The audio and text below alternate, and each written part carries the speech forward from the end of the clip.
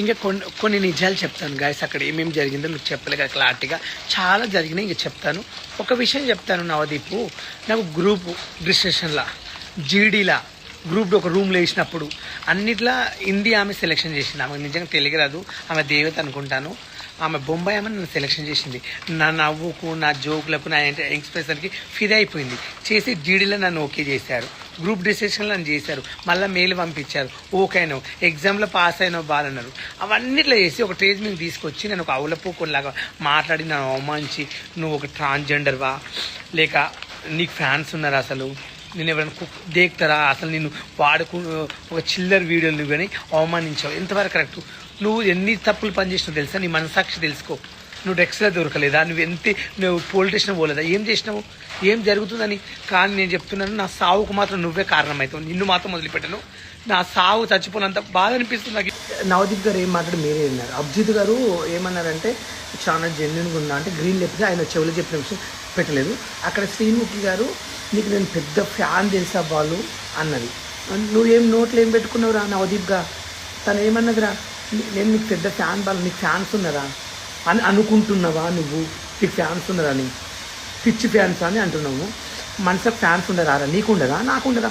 ప్రపంచంలో ప్రతి మనిషికి ఉంటారు ఫ్యాన్స్ అనేది. నాకొక్కని కాదు, సమాజంలో నేను పేద కుటుంబం కాదు, కొన్ని కోట్ల మంది అభిమానిస్తారు. ఒక నాయకుని, గల్లీలో ఒక మంచి ఉంటే, ఒక అన్నని, ఒక అక్కని, ఒక చెల్లిని చాలామంది గౌరవిస్తారా? అందరికి ఫ్యాన్స్ ఉంటారా? అందరిలో నాకు ఉండొచ్చేమో. నా ఫ్యాన్స్ లేరంటావా నన్ను? నీకు ఎక్కడ ఫ్యాన్స్? పిచ్చి ఫ్యాన్స్ అంటావా? సిగ్గుందా నవదీపు? ఏం మాట్లాడుతున్నావురా?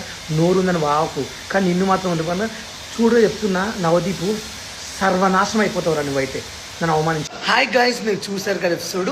స్టేజ్ పైకి పిలిచి ఒక టాస్క్ ఇవ్వలేదు, పాడివ్వలేదు. డైరెక్ట్ నువ్వు ట్రాన్స్జెండర్ అని ఆమె అడిగింది. ఈయనేమో నీకు ఫ్యాన్స్ ఉన్నారా, నీకు ఫ్యాన్స్ ఉన్నారా అనుకుంటున్నావు అన్నాను. అంటే మనుషులకు ఫ్యాన్స్ ఉండరా? అంటే నీకే ఉంటారా తోపు అని? ఇట్లా ఎంత అవమానించారో మీరు చూసారు కదా. నేను ఉన్నదే చెప్పాను. నేను ఇప్పుడు జెన్యున్గా ఏమైనా తప్పు చేసిందంటే, నాకు అభిజిత్ గారు పాపము గ్రీన్ లేపని గుర్తు చెవులో చెప్పి రెడ్ లేపించాడు. నీకెందుకు అంత గుద్ద బల్పు నవదీప్గా? నీకు ఎందుకురా? నీకు ఆఫ్టర్ ఒక ఛాయిస్ ఇచ్చారు. కుక్కలాగా నువ్వు ఒక్కసారి నువ్వు చూసుకోవాలి. పక్కనుంది నీకెందుకురా? నీ వల్ల నా జీవితం ఖరాబ్ అయింది ఇప్పుడు తెలుసా. నీ వల్ల వాళ్ళు ఇద్దరు గ్రీన్ ఇచ్చే వాళ్ళని కూడా ఇప్పకుండా చేసినావు. ఏం పాపం చేసినా నీకు? నేను అన్యాయం చేసినా? నీకు నాకు బంధం అన్నదమ్ములమ్మా, లేక మీ చుట్టాలు మా చుట్టాలు ఒకట? నేను పాల్గొడవా?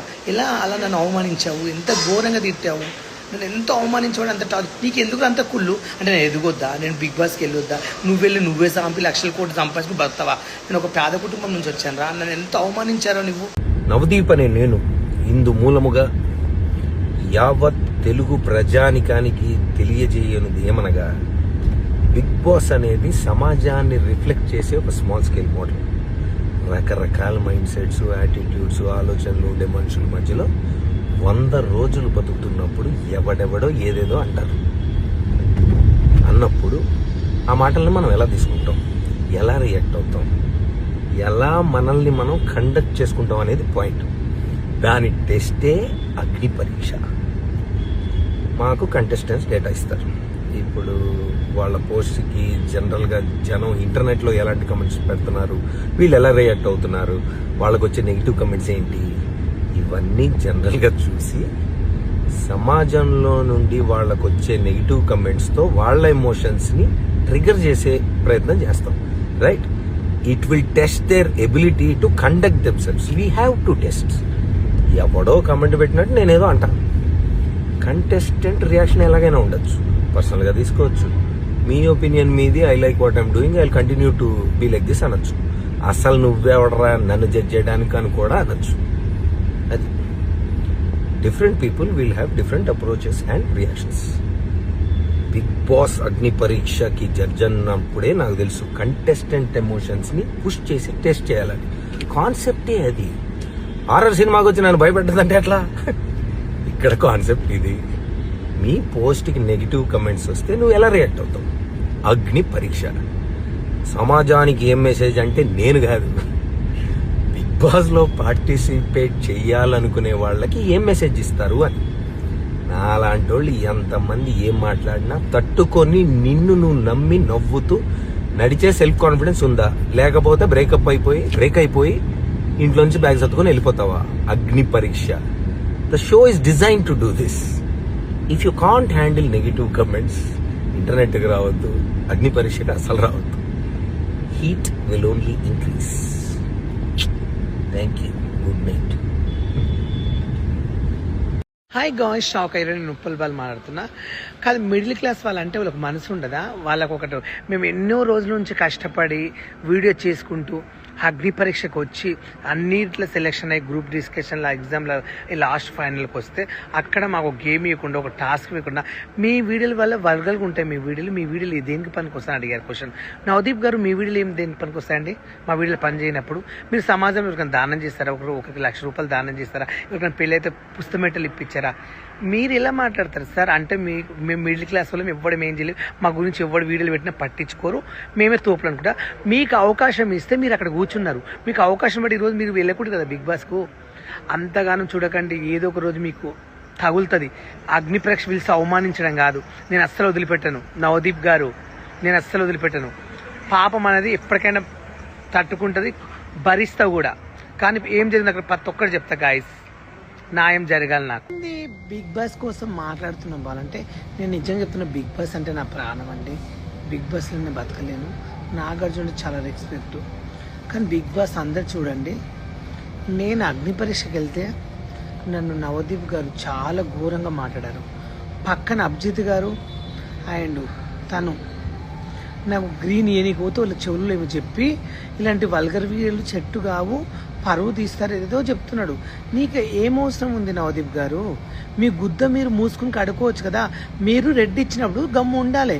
అభిజిత్ గారికి ఆయన తనకు బిందు మాధురి గారికి మీరెందుకు చెప్తున్నారండి? అక్కడ నేను డ్యాన్స్ చేశాను, మాట్లాడాను, ఏడ్చాను, నా టాలెంట్. మీరు ఏ టాస్క్ ఇవ్వలేదు.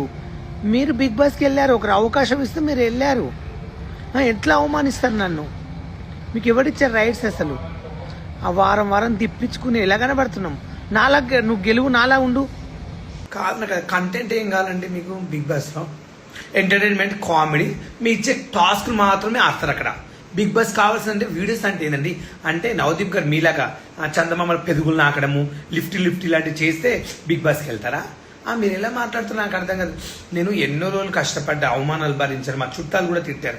అవి నేను భరించి రోజు నేను అగ్ని పరీక్షకు వచ్చి ఆ జీడీలో సెలెక్షన్ అయినా, దాంట్లో సెలెక్షన్ ఎంత నాకు ప్రేమ ఉంది తెలుసు. చెప్పాలంటే నేను వెళ్తాను అని ఎన్నో కళలు నా జీవితం నాశనం చేసిన నీ వల్ల.